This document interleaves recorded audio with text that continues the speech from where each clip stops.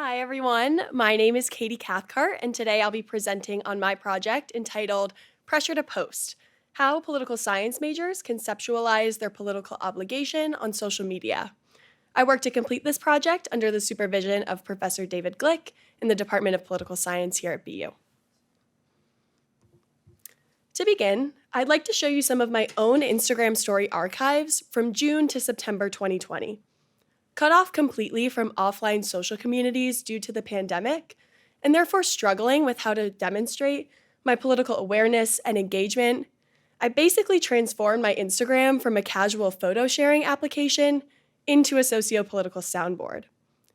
As I reflected on my past behavior and the motivations behind my posts, I wondered if my peers ever felt the same pressure to post political content as a way to affirm their studies and validate their academic expertise as I did.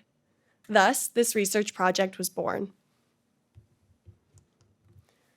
In attempts to both uncover why students choose to post political content and what political content they actually share, this study asked two questions. For one, it asked if one's status as a political science student impacts their political obligation on social media. Secondarily, it asked if political science students engage differently on social media than students of other majors in any observable way. To answer the first question, I conducted 3 qualitative focus group interviews with 5 political science students at BU. The second question was investigated using a content analysis of an additional 25 random undergraduates' Instagram profiles over 5 months. Importantly, 5 of those 25 additional participants were also political science students, but were not the interviewed participants. As I've done in my paper, I'll share the findings of each particular section separately and then their synthesized results together. Referring to their prior posting habits as the result of feeling a sense of personal responsibility, duty, or obligation, or the result of some impulse or obligation, or urge, the 5 participants articulated a shared sense that they had all at one time felt compelled to post political content on social media as a way to signal, validate, or bolster their academic identity. Interestingly, though, none of the participants ever stated that someone, either professors or acquaintances, had actually verbalized this need for them to share their political opinions on social media, but they instead projected a held expectation of themselves onto their followers. As one participant stated, and the others echoed in their own ways, quote, "I felt pressure to fulfill my title as a poli-sci major. I felt that the types of people who study politics should be engaging more on social media and engaging more with politics in general. And so I did." Therefore, perhaps the greatest finding related to this inquiry is that the pressure which affected these students seemed to largely be self-imposed, based on created expectations for how political science students should act on and offline that they then forced themselves to follow. However, as each of the participants stated no longer feeling this impulse, compulsion, or urge to post political content on social media today, this shift in the group's engagement practices proves that political science students do not always feel the need to post political content on social media. Instead, as the participant below's quote assesses, time and knowledge can help to change one's expectations, adjust their perspectives, and decrease the sense of pressure. Moving on to this study's second research goal, the 2 most important findings of the content analysis were those competing in figures 6 and 7 of my paper. At first glance, the data in figure 6 seems to confirm my first expected outcome that political science students would engage differently on social media by being responsible for posting more political content than students of other majors. However, when broken down proportionally, as done and displayed in figure 7, it is clear there's even variation between how much these political science students were posting in general, and then how much of those posts were actually political in nature. Therefore, what this quantitative piece of my study actually promoted was a spectrum on which people, including political science students, fall at varying points, rather than some typical behavior. As I've identified and labeled them, these posters range from the extreme political poster to the non-political poster, depending on their total number of posts, and then those of which that are political in nature. First, I must emphasize the most major takeaway from this previous visual, that through it all, a majority of the people in this study actually turned out to be non-political posters. So, what this fact goes to show is that while politics has undoubtedly permeated social media, not everyone chooses to engage with it in this digital setting. So, though it may seem as if politics has quote unquote taken over social media, and my research interests may have even initially suggested that, social media is still no traditional engagement site. As the 5 interviewed participants suggested, where one may fall on the spectrum of political posters can simply be related to the political climate of the day, as well as varying levels of academic and social maturity, as well as burnout, offline political involvement, supposed or true account monitoring, and importantly, social or self-imposed pressure. Therefore, people can change categories and move depending on any number of these factors at any given time. Additionally, as the political science students I interviewed all stated themselves to be either minimal or non-political posters, and the additional participants in my dataset also seem to fall closer to that end of the spectrum, it's not guaranteed that poli-sci students, even as highly politically motivated individuals, will post political content or use their Instagrams to share political content. To conclude, while I had a personal interest in uncovering these results and perhaps validating the shared experiences of my past behaviors and experiences on social media, there are a few key takeaways from my project I'd like to share. For one, I must state that this research does not and should not suggest that the motivations behind every political science student's post is pressure, or that they're the result of some feeling of necessity or reluctant obligation. As the quantitative data suggests, people may just be genuinely more politically active on social media and are using this newfound space for public debate, information acquisition, and political exchange. However, what these findings might generally say is that because of the growing embeddedness of politics in everyday life, and because of their identity as both a student and a citizen, political science students today experience overlapping and competing social and academic pressure.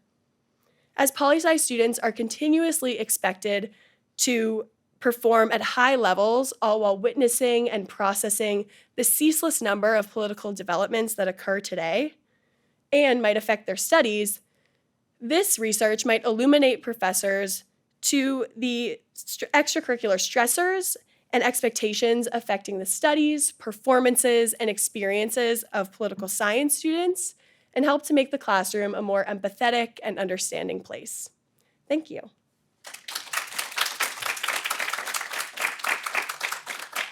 I'd be happy to take any questions at this time.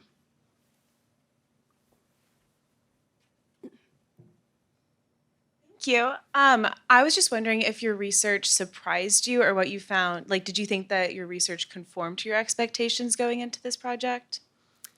In some ways, yes, and in some ways, no. I think it was actually a very validating experience to sit with these group of political science students and hear that they actually had felt similar to the ways that I had, especially back in 2020, which I do think is interesting and probably deserves its own study on how there has been this major shift between poli-sci students feeling such a deep sense of obligation and now feeling no sense of obligation. But then also, so that was probably more validating than it was surprising, but the expected outcomes I had for the quantitative piece were actually super interesting in that I thought I was going to be seeing every poli-sci student posting political content, and that just did not seem to occur. So I think that was probably the most surprising thing, but then also when I reflect on my own behaviors and see that I'm a poli-sci student who doesn't really post political content, it makes a lot more sense.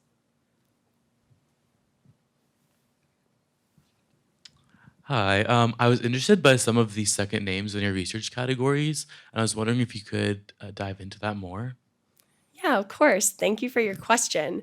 So the posting categories had, of course, the names that were minimal, extreme, moderate, or none, just to show, as far as data goes, that that's what they were showing. But then the secondary categories, are the names that I listed with them, point to a trend that I was seeing in these posts. So the content that, say, for instance, the moderate political poster or the advocate, as I termed them, was posting a lot of things that were advocating on behalf of an issue, especially social justice oriented. So climate change, Black Lives Matter, a lot of those came up. So I was saying that they were using their data or using their post to advocate for something. Whereas then the next posting category, which was the palatable political poster, they were posting about politics in a way that was more palatable, so to say. So they were using their social media to post about big ticket items like an election or things that weren't going to cause up controversy or inspire maybe debate in their DMs and things like that. So that's what those categories mean, and it was also just fun to name them. So Thank you. Do we have any more questions? I think back there.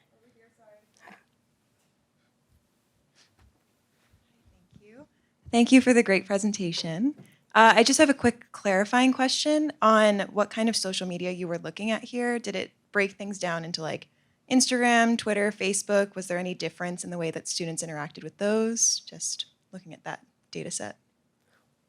Thank you for your question. That's actually a very important one because I did limit my study to just Instagram, which I think does provide a lot of space for this to then move on to other platforms, especially things like Twitter and Reddit.